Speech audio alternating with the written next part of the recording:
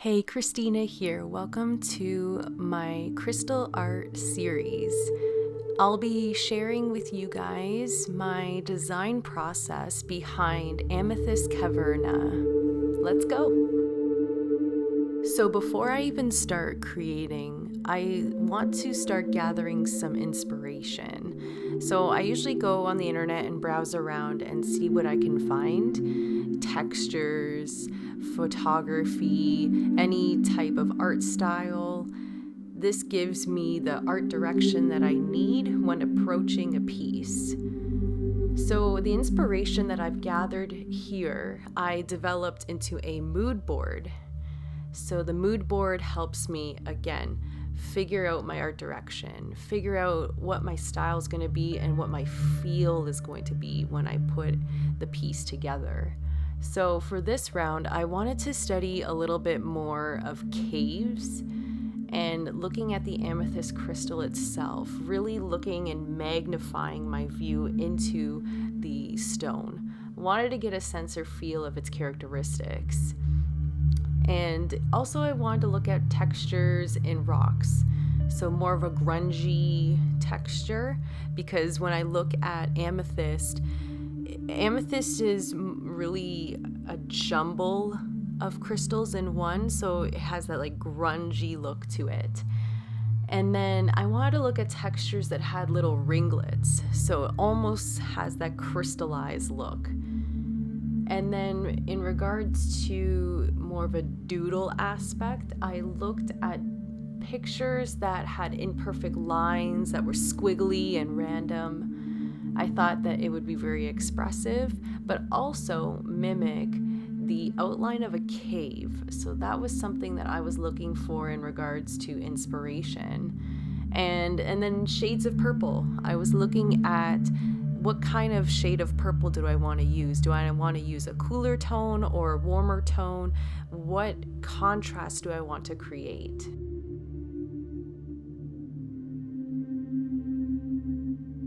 After developing the mood board, I went into Procreate and I started to work on a plan for the layout.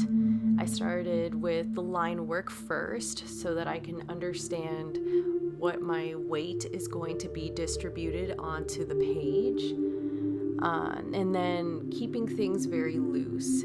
So the line work that I was putting in, it wasn't stiff. I was just trying to be very loose with my pen to really make it expressive and natural looking. And the brush that I used for this was called Monoline brush tool, and that's one of the default brushes in Procreate. Next was adding in the base colors to bring in some contrast. So I used a lavender purple against an eggplant purple. I have a pale purple in the background just so that there is some harmony. And I kept everything very monotone. I decided to use dark purple at the top of the piece to use as an anchor so that it brings weight to the layout. Nothing is heavy on one side.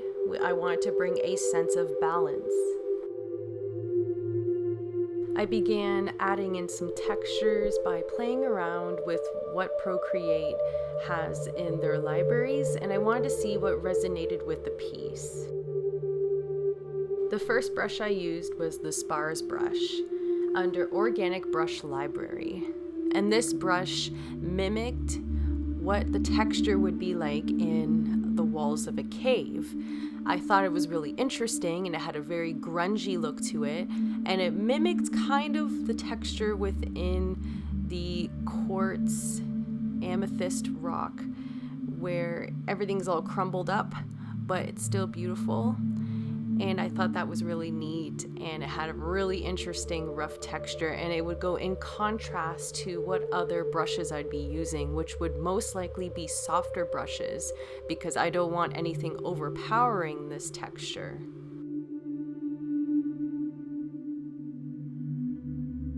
The second brush I used was the marble brush under Abstract Brush Library, and this marble brush mimics the ringlets texture that I found in my mood board, and it mimicked kind of the texture within amethyst quartz. So I wanted to use that to really showcase its characteristics. And it was a softer brush compared to the Sprars brush that really had that grungy look. So it was very nice contrast between the two. And it almost has a little bit of a magical feel to it. And that was even better. The third brush I used was the Storm Bay brush under Abstract Brush Libraries. This was the brush I used in the section in the top right. And this brush was very, very soft brush. It has the ringlets again, but a little bit more softer, but it has a little bit of a watery effect to it too. So it wasn't screaming in your face type of texture. So I thought it was a very nice touch.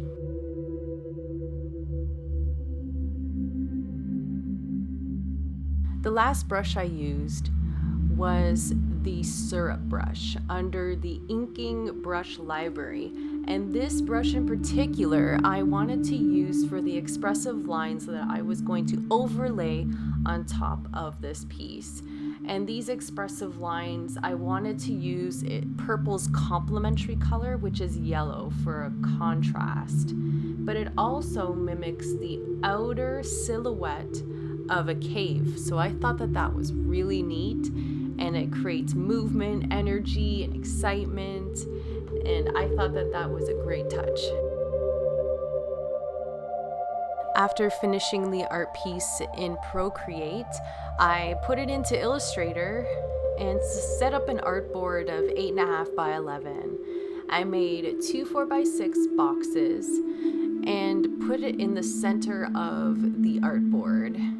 And with that, I found its center point and put in a guide to find that center. And then I merged the two shapes together using the Pathfinder tool, because it was just guides to show me where the card was going to be laying down and where the fold line was going to be. Next, I made some crop marks using the line tool on all 4 sides of the rectangle to show where things were going to get cut to actual size. I placed the image on the right side because that's considered the front of the card when the card is being laid flat. And on the left side of the card, where I would add the logo and any other details, and this would be considered the back of the card. Now, after that, I removed the large box because the crop marks are now showcasing the actual size of the piece. So I don't need that box anymore. And then the image goes past the crop marks, and that is actually called a bleed. And we need that bleed so that when we cut it down to size, there's going to be no white, those white little areas that showcase when you cut something off too short, and then there's like a little bit of blank space. So that just helps to bring the artwork right to the edge, so nothing's going to get cut. So taking things to my drafting table, we are using here the blue scoring utensil to make a folding line down my card. The first thing that I like to do is put my card artwork facing up, down, so that I line up everything and do a sample of the scoring line to see if things line up. If they do, I turn it around and I do the inside of the card to do the scoring. And the fold line in general just dents the paper. It does not cut through, so you see that I'm running it down the page and nothing's getting cut straight through. But this scoring line helps when we flip the card over and we decide to fold it. And when I do that, I use the bone tool, and the bone tool helps to really deepen the fold line so that it's not awkwardly trying to stand up. So this is just helping it hold the fold in place. So after scoring, I start cutting down the piece. So the crop marks that I told you guys about earlier, I used those crop marks to line things up and then cut it down to actual size. And then from there, I was telling you guys about that bone tool. So the bone tool helps with the folding of the card. And I do this after I cut everything down to size, because normally I like to cut with the artwork being flat. Lastly, what I like to do is just something a little bit hand done from me to you. I like to use glitter paint for enhancing the card, and this is just glitter paint that you can find at any art store. It's nothing special in particular, it's just glitter paint that is clear, and all I did was, with a small brush, I go in and I highlight some specific things in the actual card itself. I don't do the whole card, I only do specific areas because it's just a little taste, that's all. You don't want to overdo it because then things can get a little tacky. So the glitter paint is just for enhancing, and other than that, it was finished. I didn't want to push it any further. I did not want it to be a glitter fest. And that's it. That was my process in regards to this Amethyst Caverna. Thank you so much for tuning in and for listening to my process. I hope that you learned a lot, and hope to see you guys in the next video. Bye.